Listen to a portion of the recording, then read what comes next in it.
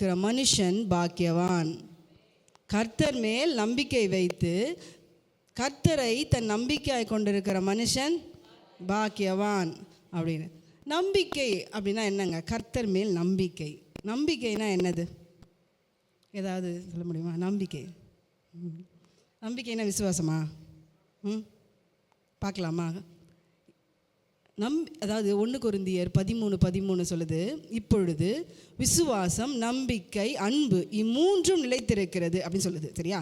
அப்போனா விசுவாசமும் நம்பிக்கையும் ஒன்றா இருந்துச்சுன்னா அப்படி சொல்ல மாட்டாங்கல்ல. அப்போ நம்பிக்கை வேறு, விசுவாசம் வேறு இல்லை. 1 பேதுரு 1:21 இப்படியா சொல்லுது, உங்கள் விசுவாசமும் நம்பிக்கையும் தேவன் மேல் இருக்கும்படி. அப்போது விசுவாசம் வேற, நம்பிக்கை வேற. என்னதான் நம்பிக்கையும் இப்போது 3 சொன்னாங்கல்ல, விசுவாசம், நம்பிக்கை, அன்புன்னு.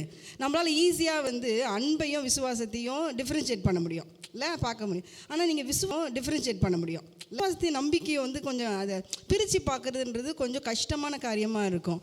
அது என்ன தான் நம்பிக்கையும் விசுவாசமும் ஒன்றையல்லாமல் ஒன்று இல்லை என்பது போல, ஒன்றையல்லாமல் ஒன்று இல்லை என்பது போல விசுவாசம் வேறு தான். சரிங்களா? இப்போது சும்மா ஒரு எக்ஸாம்பிள் சொல்கிறேன் பாருங்களேன். ஏன் இதை சொல்கிறேன்னா, கர்த்தர் மேல் நம்பிக்கை வைக்க சொல்லியிருக்காங்களே, அது நம்ம நம்பிக்கைன்னா என்னென்னு பார்க்கணும்ல. அதுக்காக இப்போது நம்ம இயேசு கிறிஸ்துவ விசுவாசிக்கிறோமா? விசுவாசிக்கிறோம் இல்லை.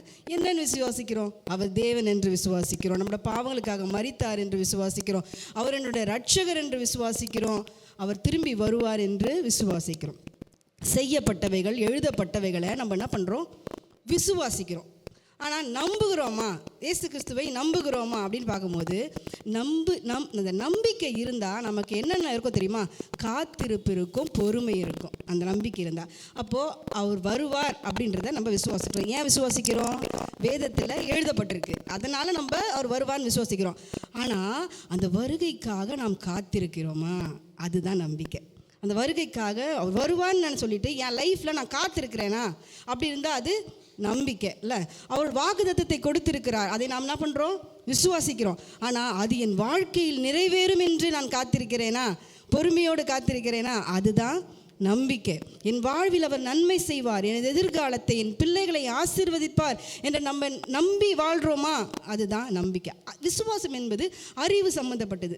தேவன் எப்படிப்பட்டவர் அப்படிலாம் நம்ம தெரிஞ்சு அதை விசுவாசிக்கிறோம். ஆனால் நம்பிக்கை என்பது உணர்வு சம்மந்தப்பட்டது. ஏன்னா அது ஒரு எதிர்பார்ப்பு. நம்பிக்கை என்பது என்னது? ஒரு எதிர்பார்ப்பு. இப்போது நம்ம பிள்ளைங்க நம்ம வீட்டுக்கு போயிட்டு வெளியே வந்தால் நம்ம ஏதாவது வாங்கிட்டு வருமா அப்படின்னு எதிர்பார்த்துருப்பாங்க பார்த்தீங்களா? அது ஒரு உணர்வு இல்லை. அப்போது அது ஒரு உணர்வு, அது ஒரு எதிர்பார்ப்பு. எது? நம்பிக்கை. விசுவாசம் அப்படின்னு சொன்னால் அது ஒரு பெயர் சொல், அதாவது நவுன், பெயர் சொல் இல்லை. நம்மளுக்கு எல்லாருக்கும் தெரியும், பெயர் சொல்னா ஒரு பெயரை, ஒரு ஏதோ உன்னுடைய பெயர் தான் விசுவாசம். ஆனால் நம்பிக்கை என்பது, ஹோப் என்பது பெயர் சொல் மாத்திரமல்ல, அது ஒரு நவுன், வினை சொல். ஏன்னா அதில் செயல்பாடு இருக்கிறது. அதனால் அது ஓகேங்களா? நம்பிக்கை என்பது எதிர்காலத்திற்கானது. நம்பிக்கை காத்திருக்க பண்ணும், பொறுமையை கற்பிக்கும். அதுக்கு நம்ம வசனம் படிப்போம்னா ரோமர் 8:25 போட்டிருக்கு, நாம் காணாததை நம்பினோமாகில் அது வருகிறதுக்கு பொறுமையோடே காத்திருப்போம். நாம் காணாததை நம்பினோமாகில் அது வருகிறதற்கு பொறுமையோடே காத்திருப்போம். அது எதிர்காலத்தை குறிக்கிறது. அது இன்னும் வரவில்லை. அதை வரணும்னா நம்ம என்ன பண்ணியிருக்கோம்? பொறுமையோடே காத்திருக்க வேண்டும்.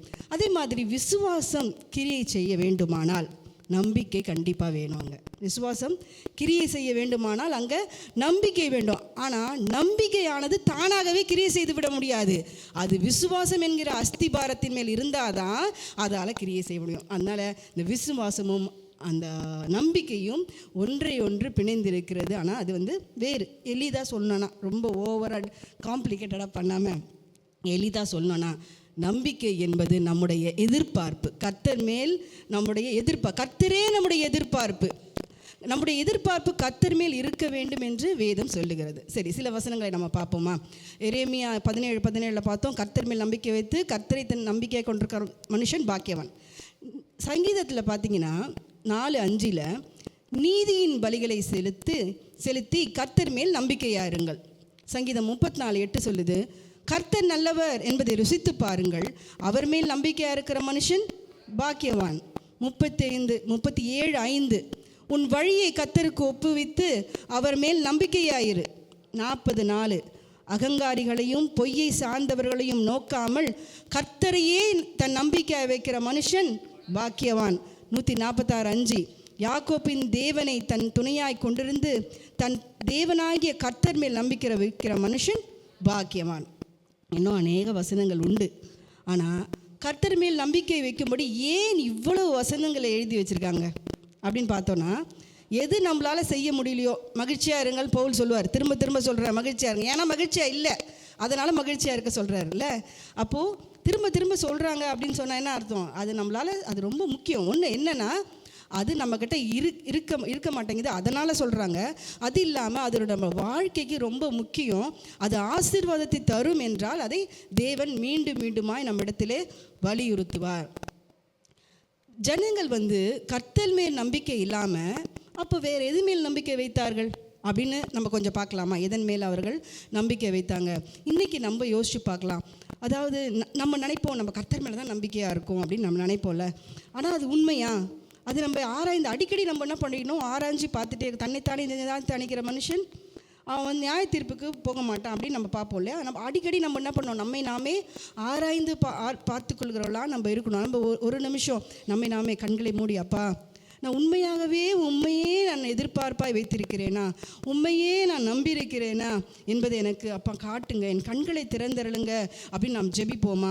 அப்பா ஆமக்கு ஸ்தோத்திரம் ஸ்தோத்திரம் ஸ்தோத்திரம் ஆண்டவர். இந்த நேரத்தில் தாமே ஆண்டவரே எங்களோட கண்களை, எங்களை மனக்கண்களை தேவன் தாமே திறந்தருள வேண்டுமா ஜெபிக்கிறோம் ஐயா. ஆமக்கு ஸ்தோத்திரம் அப்பா. நாங்கள் உண்மையே நம்பிக்கையை வைத்திருக்கிறோமா, உண்மையே எதிர்பார்த்திருக்கிறோமா, அல்லது உங்களுடைய பிரியத்திற்கு பாராக ராஜா வேறு எதன் மீதாவது எங்கள் நம்பிக்கை இருக்கிறதா என்பதை எங்கள் கண்களுக்கு அப்பா நீங்கள் காட்ட வேண்டுமா ஜெபிக்கிறோம். எங்கள் இருதயத்தில் நீங்கள் உணர்த்த வேண்டுமா ஜெபிக்கிறோம் ஆண்டவரே. அப்படி இருக்குவே ஆனால் ராஜா அந்த நம்பிக்கைகள் எல்லாம் விட்டு ஆண்டவரே அப்பா உமக்கு ஸ்தோத்திரம் ஸ்தோத்திரம் உண்மையே நம்பி இருக்கு எங்களுக்கு கற்றுத்தர வேண்டுமா ஜெபிக்கிறோம் ஆண்டவரே. எமக்கு ஸ்தோத்திரம் ஸ்தோத்திரம் ஸ்தோத்திரம்.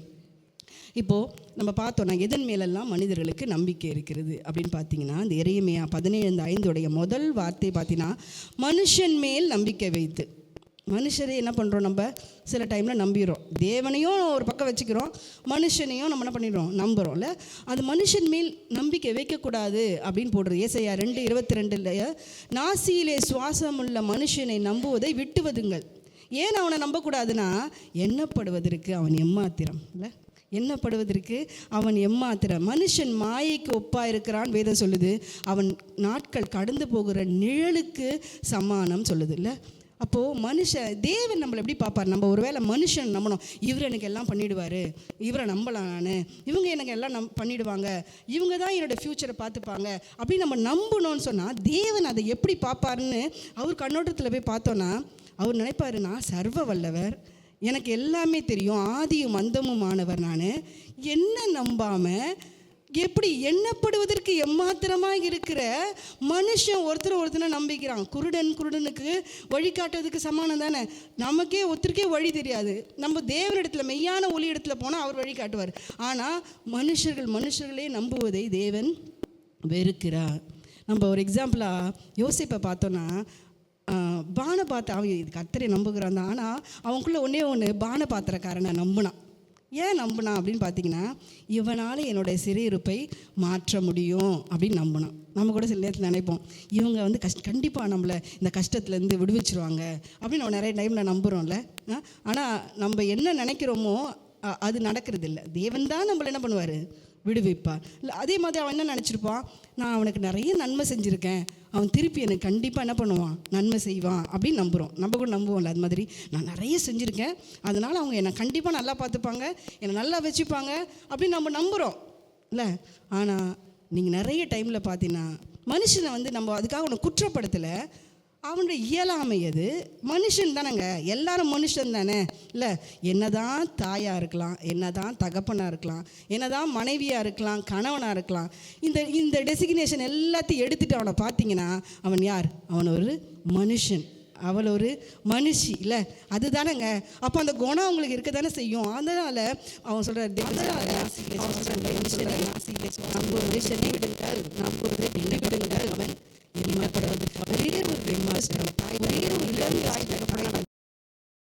பிள்ளைகளை வளர்த்து கொண்டு இருக்கிறோன்னா எந்த விதத்திலும் நம்மளை ஹீரோவாக காட்டிடக்கூடாதுங்க. அம்மா எல்லாம் செஞ்சுருவேன், நீ என்கிட்ட சொல்லு அப்படின்னு சின்ன வயசுலேருந்தே அம்மாவையோ இல்லை அப்பாவையோ ஒரு ஹீரோவாக பார்த்து பிள்ளைங்க வளர்ந்துட்டாங்கன்னா வளர்ந்து நிற்கிற காலத்தில் அவங்களால தேவன் மேலே நம்பிக்கையே வைக்க முடியாது. நானே தேவனை தான்ப்பா நம்பி வாழ்கிறேன், நீயும் அப்படியே வாழ், நீ என்ன கேட்கிட்டாலும் எனக்கு முன்னாடி என்ன பண்ணு, போய் தேவனிடத்தில் கேளு, அவர் வாய்க்க செய்வார் அப்படின்னு சொல்லிட்டு நம்ம அவர் பக்கமாக நம்பிக்கை இப்போவே திருப்பி விடுவோம். ஆனால் நம்ம இல்லாத காலத்துலேயும் பிள்ளைகள் என்ன பண்ணுவாங்க, கர்த்தரை நம்பிக்கையை கொண்டு வாழ்வார்கள். அப்புறம் நெக்ஸ்ட்டு என்னென்னா, எரேமியா 17:5 மனுஷன் மேல் நம்பிக்கை வைத்துன்னு இருக்குல்ல. அதுக்கப்புறம் மாம்சமானதை தன் சுயபலமாக்கி கொண்டு, அதாவது மாம்சமானதுன்னு சொன்னால் என்னோடய சுய பலத்தை நான் நம்பி, இந்த வசனத்தை படிச்சிங்கன்னா உங்களுக்கு நல்லா புரியும். பிலிப்பியர் 3:4 நான் படிக்கிறேன். மாம்சத்தின் மேல் நம்பிக்கை வைக்க வேண்டுமானால் நானும் வைக்கலாம், பவுல் சொல்கிறாரு. வேறொருவன் மாம்சத்தின் மேல் நம்பிக்கையாக இருக்க நினைத்தால் நான் அதிகமாய் அப்படி செய்யலாம். நான் 8ஆம் நாளில் விருத்த சேதனம் அடைந்தவன், இஸ்ரவேல் வம்சத்தான், பென்யமீன் கோத்திரத்தான், எபிரேயில் பிறந்த எபிரேயன், நியாயப்பிரமாணத்தின்படி பரிசேயன், பக்தி வைரத்தின்படி சபையை துன்பப்படுத்தினவன், நியாயப்பிரமாணத்துக்குரிய நீதியின்படி குற்றம் சாட்டப்படாதவன். அதாவது என்னுடைய பிறப்பு எப்படிப்பட்டது, என்னோட குடும்பம் பின்னணி என்ன தெரியுமா, நாங்கள் எப்படி தெரியுமா அப்படின்றது தான் என்னது சுயபலம். என்னோடய படிப்பு, என்னுடைய ஞானம், என் பேச்சால் நான் எல்லாத்தையும் ஒன்றும் இல்லாமல் பண்ணிவிடுவேன் இல்லை. என்னோடய பேச்சு, என்னோடய ஆவிக்குரிய நிலை, நான் எல்லாத்துலேயும் கரெக்டாக இருக்கிறேன். இதுதான் இது வேறு என்னது, மாம்சத்தை நம்புவது, சுயபலத்தை நம்புவது இல்லை. நம்ம கொஞ்ச நேரம் அதே மாதிரி யோசிச்சு பார்க்கலாமா, ஒருவேளை நம்ம அறியாமல் இன்னும் எனக்கு இந்த படிப்பு இருக்குது, நான் எல்லாம் பண்ணிடலாம் அப்படி நம்ம நினைக்கிறோமா, என் பேச்சால் நான் எல்லாத்தையும் சாதிச்சிருவேன் அப்படின்னு நம்ம நம்ப முடியும், நம்பிட்டு இருக்குமா? ஒரு வேளை நம்ம யோசிச்சு பார்க்கலாம்.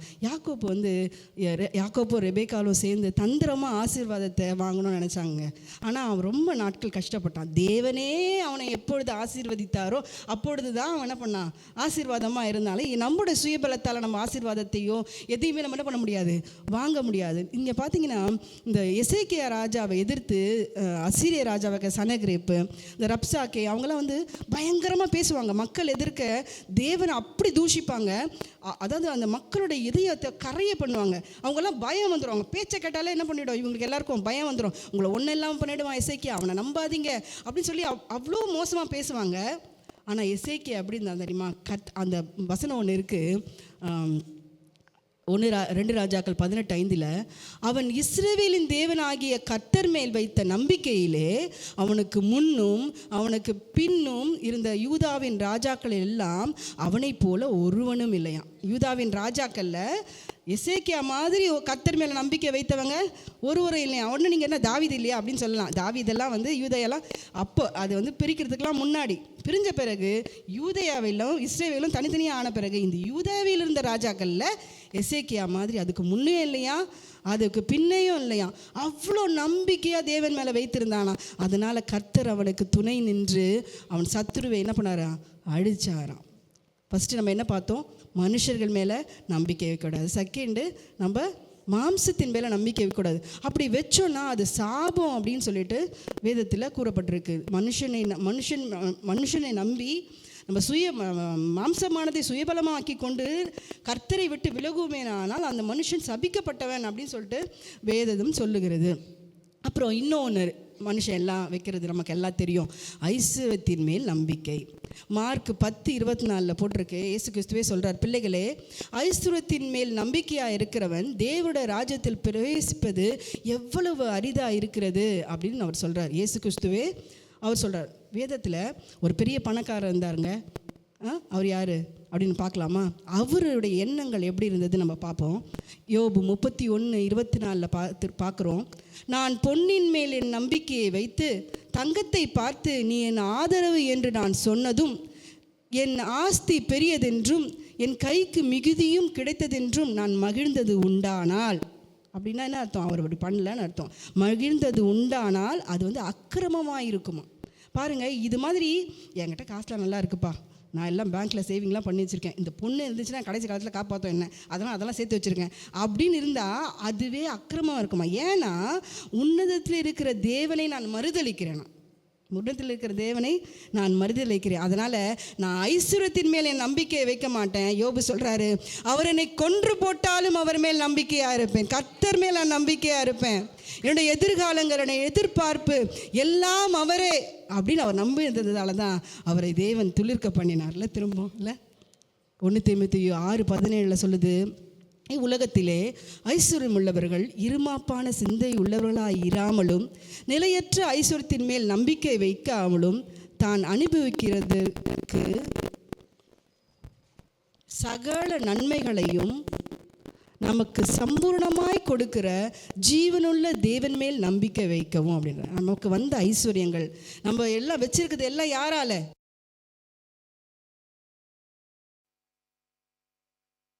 வந்தது. இதை வச்சு நான் நல்லா இருந்துப்பேன் அப்படின்னு நம்ம என்ன பண்ணக்கூடாது, என்றைக்குமே நினைக்கக்கூடாது. லாஸ்ட்டாக குதிரைகளின் மேல் நம்பிக்கை.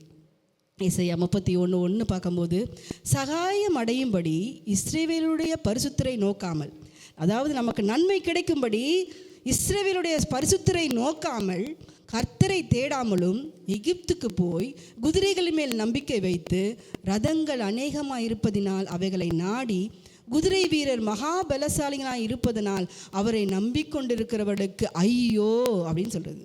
நம்மக்கிட்ட எங்கே குதிரை இருக்குது அப்படின்னு நினைக்காதீங்க. எகிப்து என்பது எதை குறிக்கிறது? உலகத்தை குறிக்கிறது. உலகத்தையும் அதனுடைய பலத்தையும் அதனுடைய அதிகாரத்தின் மேலே, இந்த அதிகாரத்தை வச்சு நான் என்ன பண்ணுவேன், நான் வாழ்ந்துருவேன், இந்த ஃபீல்டில் போனால் நான் நல்லா இருப்பேன் அப்படின்னு என்ன பண்ணுறோம், நம்ம எதிர்பார்ப்பு, நம்ம நம்பிக்கையெல்லாம் உலகத்தின் மேலே நம்மை அறியாமலும் சில நேரங்களிலே போய்விடுறது இல்லை. அப்போ அது மேலே நம்ம நம்பிக்கை வைத்தோமானால் நமக்கு அது ஐயோவாக இருக்கிறது. அதனால் மனுஷன் மேலோ மாம்சத்தின் மேலோ நம்ம நம்பிக்கை வச்சோன்னா அது நாம் சபிக்கப்பட்டவர்களாக ஆகிவிடுகிறோம். ஐஸ்வர்யத்தின் மேலே நம்ம நம்பிக்கையை வைத்தோம்னா தேவனோட ராஜ்யத்தில் பிரவேசிக்க முடியாமல் போயிடுது. இந்த உலகத்தின் மேலே நம்பிக்கை வைத்தோமே ஆனால் நமக்கு ஐயோ என்று வேதம் சொல்கிறது. சரி, இப்போது தேவன் மேலே நம்பிக்கை வச்சா நமக்கு என்ன கிடைக்கும் அப்படின்னு பார்த்தீங்கன்னா, கர்த்தர் மேல் நம்பிக்கை வைத்து கர்த்தரை தன் நம்பிக்கையாக கொண்டிருக்கிற மனுஷன் பாக்கியவான். அவன் நீரண்டையிலே நாட்டப்பட்டதும் கால்வாய் ஓரமாய் தன் வேர்களை விழுகிறதும் உஷ்ணம் வருகிறதை காணாமல் இலை பச்சையாக இருக்கிறதும் மழை தாட்சியான வருஷத்திலும்.